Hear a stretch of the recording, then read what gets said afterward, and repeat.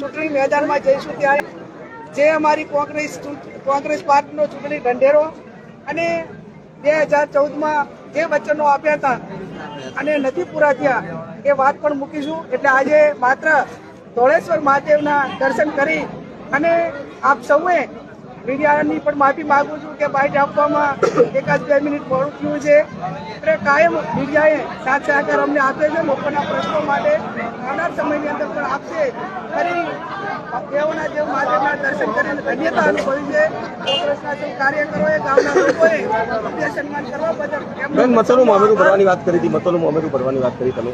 બનાસકાંઠાની જનતા એ કાયમી ધર્મ પ્રેમી અને બેન દીકરીઓની લાગણી વાળી જનતા છે. ત્યારે મામેરું એટલે કોઈ આપણી પરંપરા પ્રમાણે 36 કોઈ બેન દીકરીના સારા પ્રસંગ માટે ઉત્સાહના ભાગરૂપે એમના જે કંઈ પિયરીય પક્ષ લાગણી વાળા એક આપણે સંસ્કૃતિ પ્રમાણે મામેરું ભરતા હોય છે.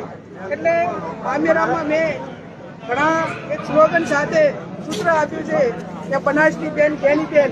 જ્યારે બનાસકાંઠાએ બેન કીધી છે ત્યારે મને 100% બનાસકાંઠાની જનતા ઉપર 18 આલમ ઉપર 36 કોમ ઉપર ભરોસો છે કે જેમ 2017 ને 22માં વાવ વિધાનસભાની તમામ સમાજે મામેરું ભર્યું હતું, મતનું મામેરું ભર્યું હતું, એ રીતે સમગ્ર બનાસકાંઠાની જિલ્લાની જનતા છે એ મામેરું ભરી અને એક ગરીબ સમાજની દીકરીને પ્રથમ વખત ઠાકોર સમાજની દીકરીને ઓબીસીને ટિકિટ આપી છે સ્થાનિક મુદ્દાઓને આધીને.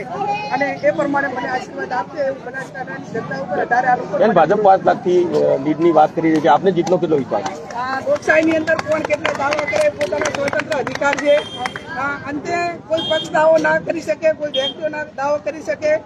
બનાસકાંઠાની જનતાને કોને કેટલી લીડથી જીતાડવું, શું કરવું એ જનતા જનાદેશનો જે આશીર્વાદ હોય અને જનતા નિર્ણય કરતી હોય છે. એટલે આવનાર સમયની અંદર અમે એવું નથી કહેતા એ લોકોની જેમ કે અમે 5 લાખ ના હાથે બનાસકાંઠાની જનતા જે નિર્ણય લઈને અમને આશીર્વાદ આપશે એ જીતનો કેટલો વિશ્વાસ આપને?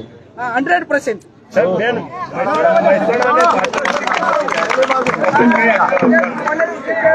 કયા જિલ્લામાં નક્કી કરવી એ પાર્ટીનો નિર્ણય હોય છે. પાર્ટીને ટૂંક સમયની અંદર નિર્ણય લઈ